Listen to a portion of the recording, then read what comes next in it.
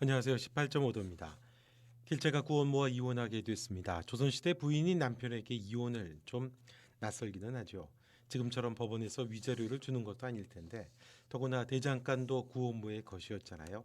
또 밉기도 하고 측은하기도 한 양음의 과거도 구체적으로 드러났습니다. 특히 양음의 몸에 인두질로 글자를 새기던 정신병자 같은 사또가 나왔죠. 양음은 그 글자를 다시 인두로 지졌습니다.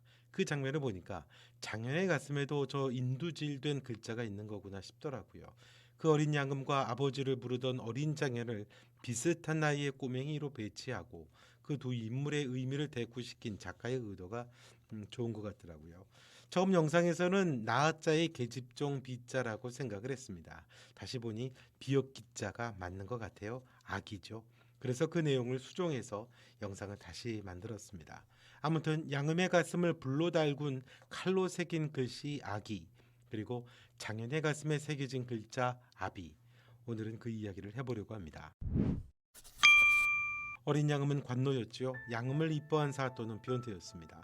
다른 손님에게 시중을 들던 어린 양음에게 분노한 사또는 그 밤 양음의 몸에 몹쓸 짓을 했습니다. 시뻘건 불에 달구어진 칼로 가슴에 악이라고 하는 글자를 새겼죠. 나 한자와 노비를 가리키는 비역기자였습니다. 남자들끼리 육체적 교접을 하는 것을 일컫는 말입니다. 악이, 비역기자. 남색을 하는 사또의 잔인한 행동이었죠. 이 사또가 그러죠. 넌 내 것이라고 그렇게 괴물같이 웃으며 양음의 몸에 글씨를 새깁니다. 이게 중요한 거죠. 넌 나의 것이라고 하는 그 의미, 사또의 그 말이 참 중요한 말이었습니다. 누구에게 눈길도 줘서는 안 되는 자기의 것이라고 새기는 거죠. 누구의 뜻대로 움직여서도 안 되고 누가 주인인지를 새기는 겁니다. 물건처럼 영원히 자신이 하고 싶은 대로 하는 소유물이죠. 그렇게 고통스러워하던 어린 양음을 장현이 구해주게 됩니다.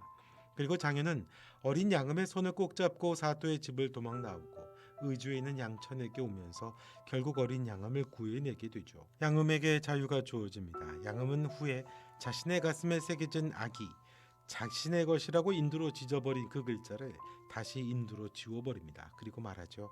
나는 더 이상 그자의 것이 아니야. 나는이라고 말을 생략합니다. 말이 생략된 걸 보면 나는 자유야, 나는 이제 양음이야 뭐 그럴 수도 있지만 아마도 그 말은 나는 이제 네 것이라는 의미로 해석하는 게 맞겠죠. 그저 잘생긴 장인이 좋아서 쫓던 게 아니죠. 자신을 자유하게 한 사람이 장현입니다.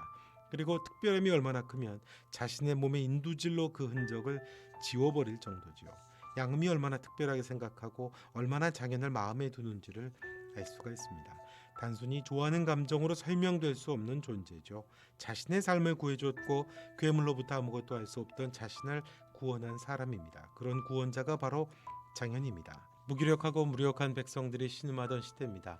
절이라고 하는 규범과 가치에 따라 자신이 자신의 삶을 결정하는 게 아니라 강요받던 시대입니다. 특히 여성이 강요받던 시대죠. 목숨조차도 자신의 것이 아닙니다. 마치 너희는 나의 것이라고 말하던 그런 시대가 강요하던 규범과 같죠. 아무튼 어린 장현에게도 가슴에 새겨진 글자가 있습니다. 직접 불로 지저대며 쓴 건 아니지만 마음 깊이 고통스럽게 새겨진 글자가 있습니다. 아비겠죠. 나의 것이라는 글자의 의미가 새겨진 겁니다. 성략을 따라 규범과 정절을 강요하며 누이조차 자신의 뜻대로 죽인 아버지입니다.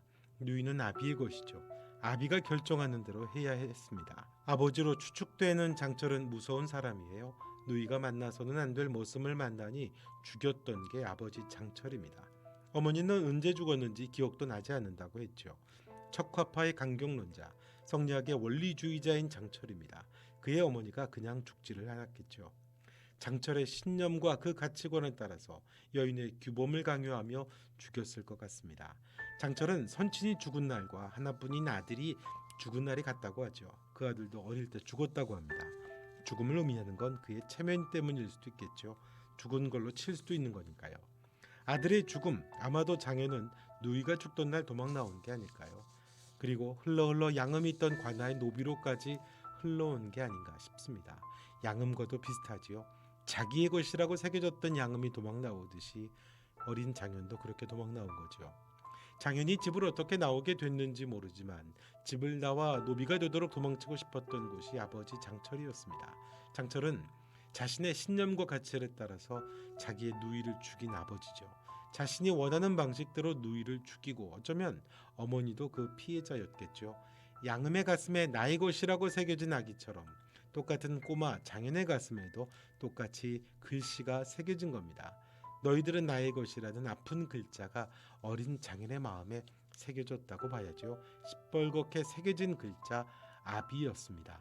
그 새겨진 아비를 지우기 위해 어린 장현이 집을 나온 게 아닌가 싶어요. 꼬마 양음이나 꼬마 장현이나 비슷해 보이는 아이죠. 어린 양음은 아기라는 글자가 불로 새겨질 때 장현이 구해줬고 손을 잡아줬고 의주 양천에게까지 인도했습니다. 아마도 양천은 그런 두 사람에게 자유와 힘을 준 사람이겠죠. 그래서 양음에게 장현은 구원자입니다. 양음의 마음이 안타까운 건 장현은 그만큼 양음에게 크고 큰 사람이지만 더 이상은 가까이 할 수가 없는 사람이에요. 그래도 그런 연인이 있다는 것만으로도 양음은 살아가는 이유가 된 거죠. 그런데 어린 장현도 그 가슴에 아비를 지우려고 뛰쳐나왔는데 자기처럼 어린 장현의 손을 잡아준 사람이 없죠. 속할 곳이 있으면 이전에 속하던 곳이 의미가 없어지게 되죠. 어딘가 속하지 못하던 장현은 늘 바람같이 살았습니다. 그러다가 길채를 만난 거죠. 그 길채로 인해 장현도 가슴에 새겨진 아비라는 글자를 지울 수 있게 된 겁니다. 어떤 고통이더라도 그게 설령 죽음이라 해도 지울 수 있는 이유가 생긴 거죠. 누군가의 것이 될 수 있기 때문입니다. 그래서 인두로 자신의 가슴에 새겨진 그 글씨를 지우는 고통이 정말 죽음 같았는데도 기꺼이 장현이 몸을 던지며 감내하죠. 길채는 구원자니까요. 그리고 다시 조선으로 돌아온 장현이 그 가슴에 새겨진 아픈 흔적을 주었던 아비와 대면하게 됩니다. 조선의 마름이 되는 장철과 만나게 되는 거죠. 그렇게 다시 아비 장철을 만나면서 장현이 상처와 마주하게 되겠죠. 무력하고 무기력하게 도망 나와야 했던 그 아비에게 장현은 연인으로 인해 지워진 자신의 흔적을 가지고 자유로워진 아비의 것이 아닌 장현의 그 본연의 모습으로 장철 아비 앞에 서는 거죠. 개인이 시대와 부딪히며 받았던 아픈 고통과 서사가 시대의 가치로 확장되다가 다시 원점으로 와서 개인의 처음 문제와 맞닥뜨리는 구조입니다. 이제 아비라는 가슴의 흔적을 지우고 성장한 장현이 그 아버지를 만나게 되는 거죠. 돌아서요. 장현의 서사가 어릴 적 개인의 아픔과 성장에서 다시 아팠던 그 아비 앞으로 그 험난했던 파란만장했던 시대를 거슬러가며 그 아비 앞으로 돌아오는 구조가 참 좋은 것 같습니다. 오늘 영상은 여기까지 하겠습니다. 영상 좋으셨다면 좋아요, 구독 그리고 여러분의 의견도 댓글로 남겨주시면 고맙겠습니다. 지금까지 18.5도였습니다. 또 뵙겠습니다.